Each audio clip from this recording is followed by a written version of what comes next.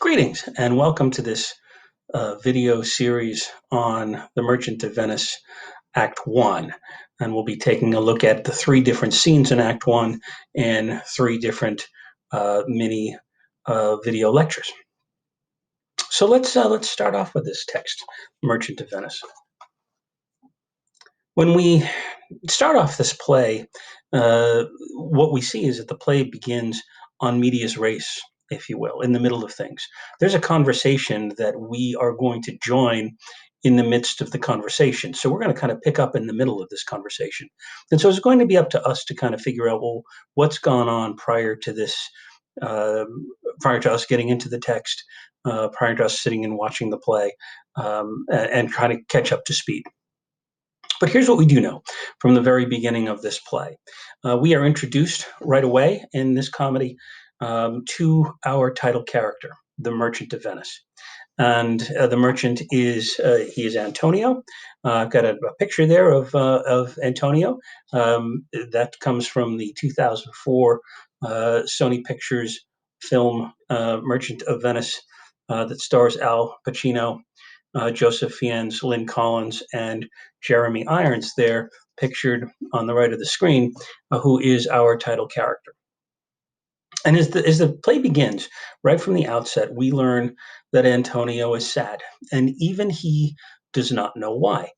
The play begins with the lines, "In sooth, I know not why I am so sad. It wearies me. You say it wearies you."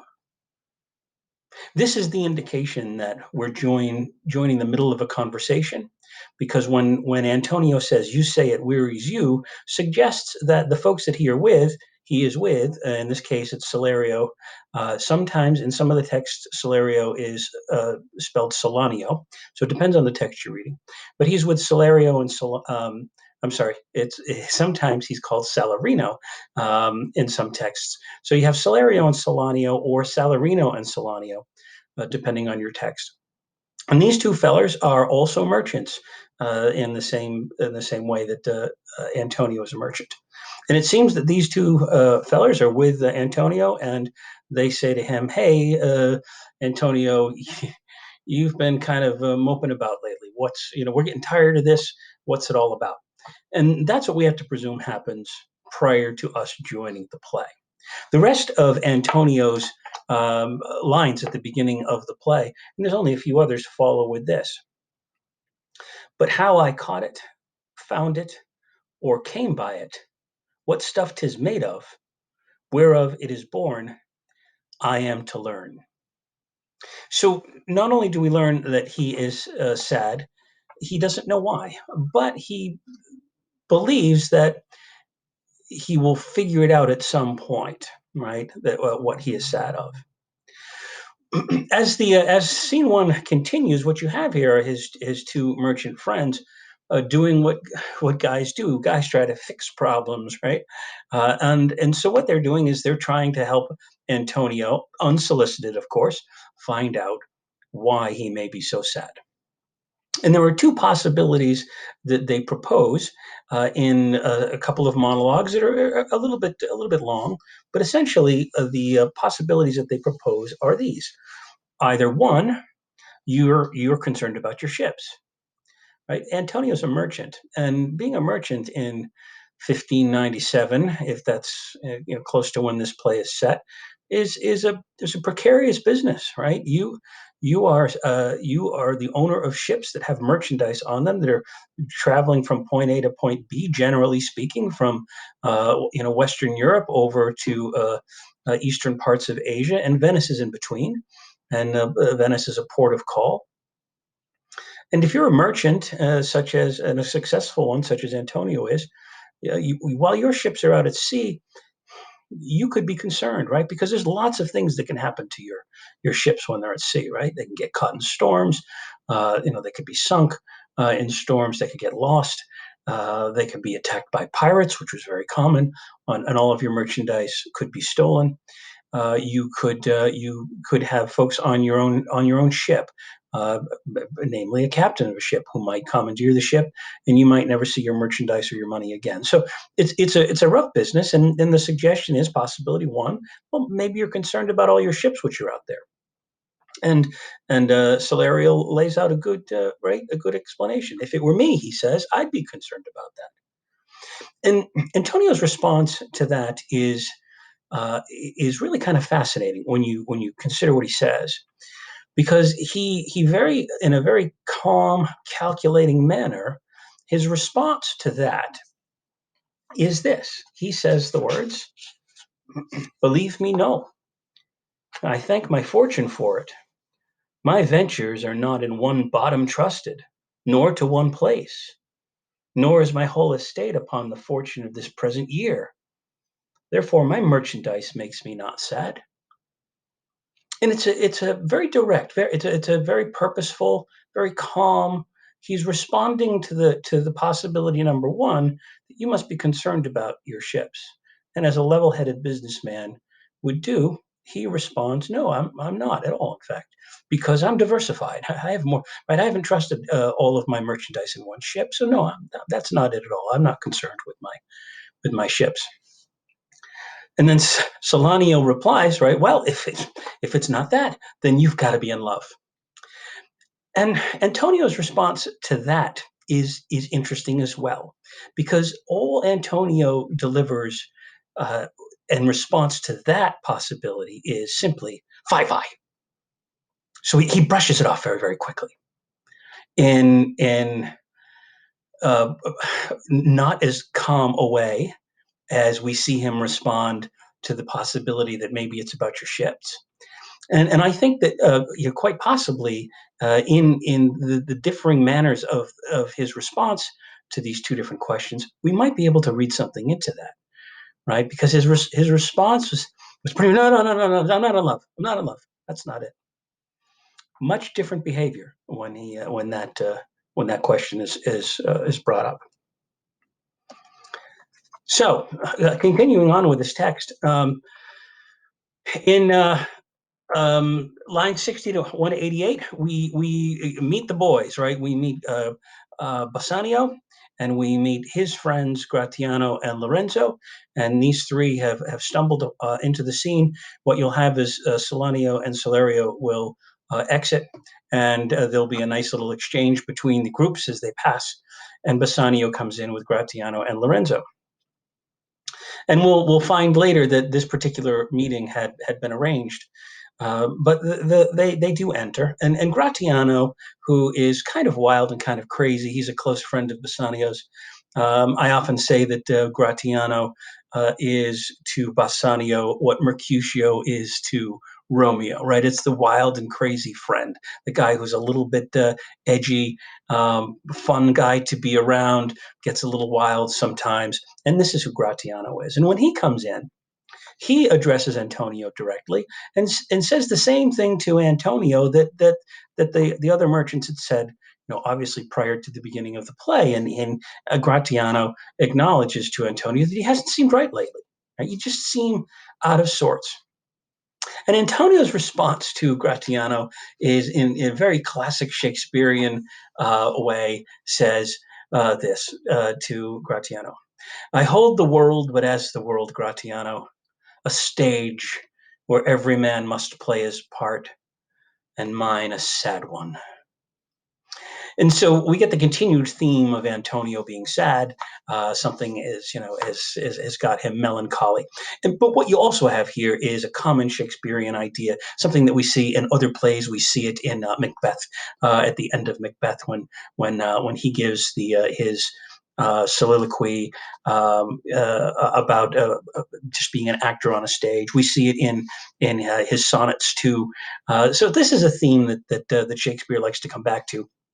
There's when it's presented in a play, there's an inherent irony to it, because of course the people who are speaking the lines are in fact actors, and they are in fact in a play, and so the humor of that is not lost upon the Elizabethan audience who's watching this. And so that's his response when Gratiano says to him, you haven't seemed very right lately.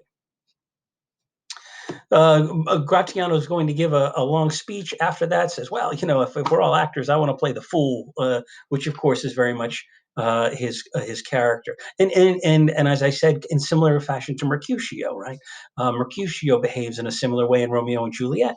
Mercutio goes off onto his long Queen Mab speech, which nobody really has any idea what he's saying. People have examined it for 400 years, and everybody's got an idea of what he's saying. But in the end, what Romeo says about Mercutio's long Queen Mab speech is he's really speaking an infinite deal of nothing. You speak nothing, which is probably true. So an analysis of it, probably not worth our time. And interestingly enough, as soon as Gratiano and the boys leave, and Antonio is left scratching his head of what of this monologue that Gratiano gives, interestingly enough, Bassanio says exactly the same thing to Antonio that Romeo says. And that is, he says, Gratiano speaks an infinite deal of nothing more than any man in Venice. You can search, right, an entire haystack for one piece of chaff. And when you find it, you figure out it wasn't worth the fight anyways.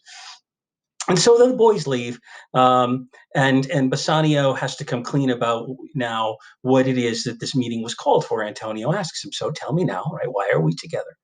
And we learn pretty quickly, and Bassanio makes the sales pitch to Antonio, and these are the lines that Bassanio speaks to Antonio. Now, Bassanio and Antonio are close friends, and a lot of what Bassanio is going to say here.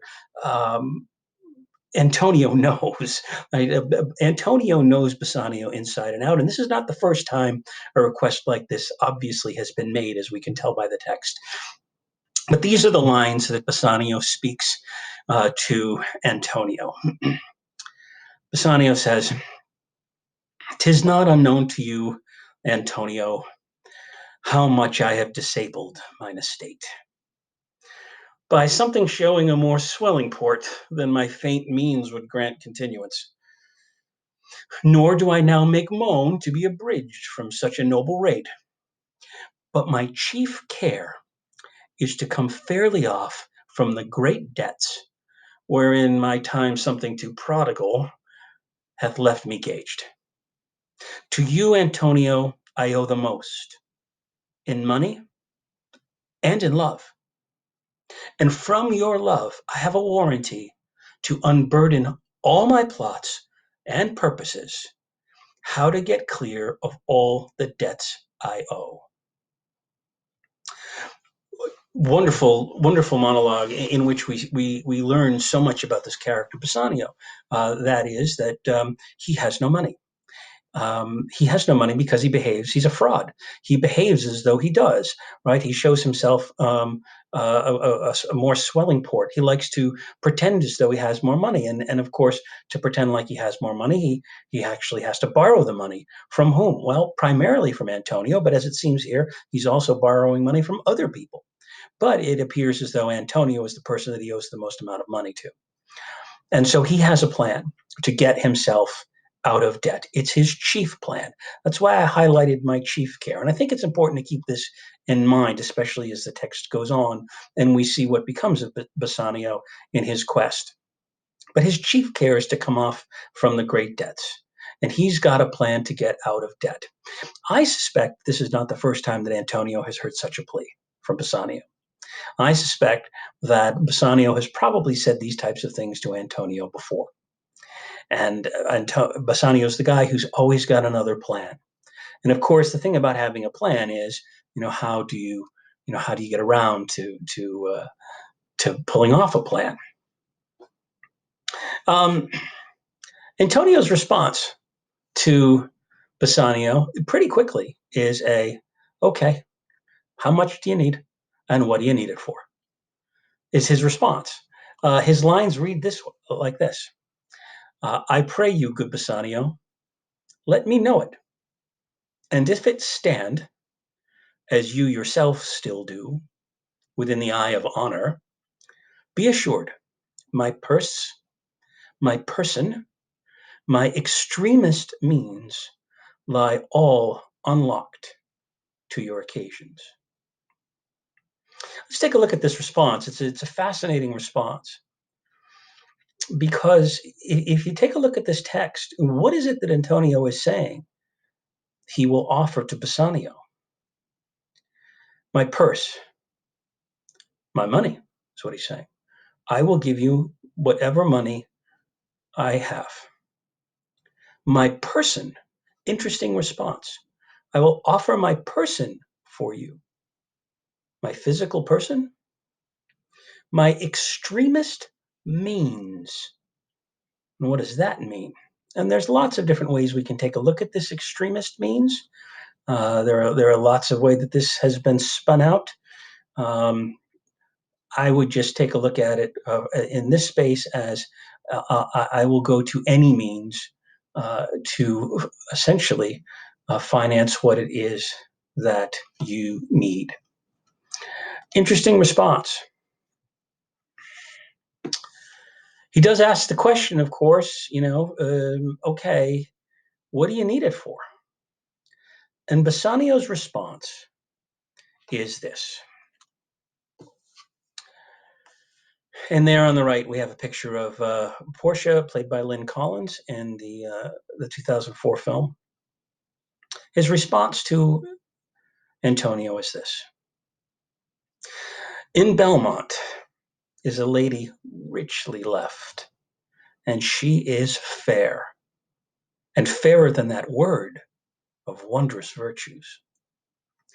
Sometimes from her eyes I did receive fair speechless messages. Her name is Portia, nothing undervalued to Cato's daughter, Brutus's Portia. Nor is the wide world ignorant of her worth, for the four winds blow in from every coast, renowned suitors, and her sunny locks hung on her temples like a golden fleece, which make her seat of Belmont Colchos's strand, and many Jasons come in quest of her. Oh, my Antonio, if I had but the means to hold a rival place with one of them, I have a mind presages me such thrift that I should questionless be fortunate. Bassanio's plan is to woo and ultimately marry the rich heiress Portia in Belmont, and we'll meet her in scene 2. So the plan is, of course, in marrying Portia, because you have to remember the time, right? In the 1500s, certainly the 1600s too, but the late 1500s, as are essentially the rules of most of the world, but certainly they are in England. The man is the owner of everything in a marriage. He's the owner of his own wealth. He's the owner of any wealth that the woman might bring into the marriage. Consider again Romeo and Juliet, right? When Lord Capulet offers Juliet's hand in marriage to Paris, right? Paris recognizes that this essentially makes him the next lord of Capulet's home, and everything that comes along with Juliet will be his. This is the way it works.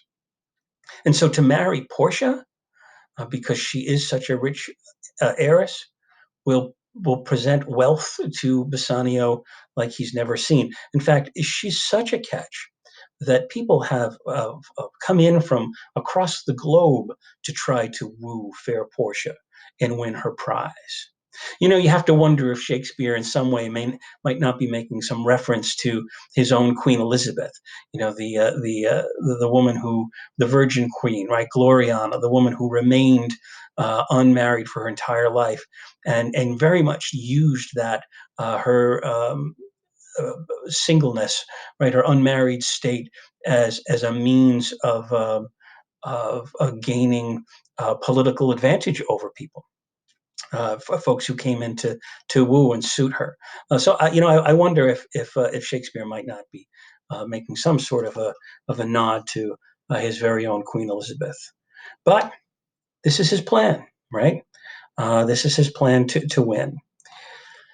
So Antonio's response to him is, well, like I said, I will leave everything unlocked to your purposes, my purse, my extremist means.